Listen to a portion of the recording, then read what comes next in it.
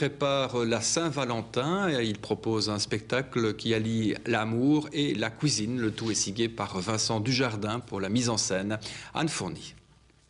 Les plaisirs de la luxure et ceux de la table se prêtent si bien. L'amour à table, de la gourmandise d'un palais amoureux à la délectation sensuelle, voilà ce que le spectacle Le flambeau de l'amour s'allume à la cuisine vous propose.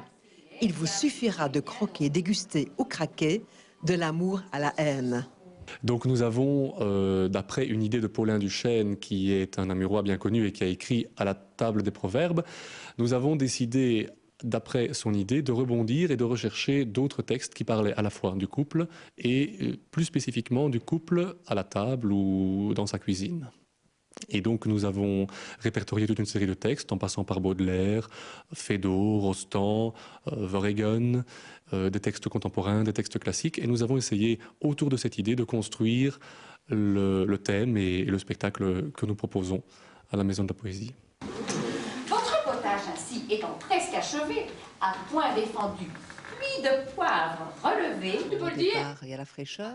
On déguste et puis peu à peu, comme un amour parfois, c'est un peu vitriolé. Oui, c'est ça. C'était un petit peu le but du jeu, c'est de montrer l'amour, le couple et la table un petit peu dans toutes les couleurs et dans toutes les recettes, dirons-nous, puisque c'est vrai que le spectacle commence par des textes qui ont plus trait à la rencontre, à la séduction, à la façon de plaire, à la façon de regarder l'autre, et puis peu à peu on arrive de façon subtile dans l'intimité du couple, puisque on arrive chez l'homme et la femme ensemble, puis on a l'homme et la femme et l'enfant, et puis peu à peu, vers le troisième tiers du spectacle, ça commence un peu à s'effriter, à se dilater, peut-être que certaines personnes se retrouveront dans ce parcours proposé, sait-on jamais. Reste pas là, fiston. Tu vois bien que ta mère est folle.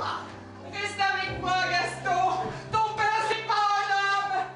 Il vole les soucoupes, la soupière et la soupe, et le manche à gigot et des ailes dans le dos. Toute la porcelaine s'envole à perte haleine. C'est surtout les grands plats qui font le plus de fracas. Les murs sont labourés comme un champ retourné.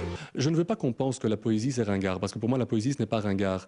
Et j'ai essayé de me battre contre cette idée, et il me semblait, peut-être est-ce une fausse idée, mais il me semblait qu'en bousculant les formes même de la poésie, et en faisant de certains monologues, soit des dialogues, puisque parfois 2, voire 3, 4 comédiens se partagent un même poème, vu que j'ai découpé les strophes, les paragraphes, c'est vrai que ça donne une impression de théâtralité un peu plus entamée. Et c'était un petit peu le but du jeu. La mise en scène précise et travaillée emmènera le spectateur bien au-delà des textes, dans un univers stylisé années 50.